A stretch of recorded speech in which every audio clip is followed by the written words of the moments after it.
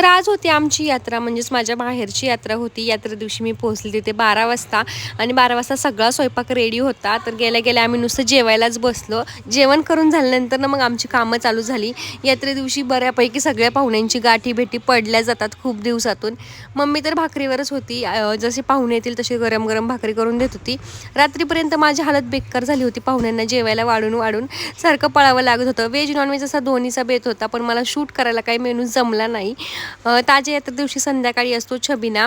तर छबिना रात्रभर गावभर असतो, गावात फिरत असतो. तर 4 वाजता आमच्या घरापाशी आला. वेगवेगळे पथक होते, लेझिम पथक, झांज पथक.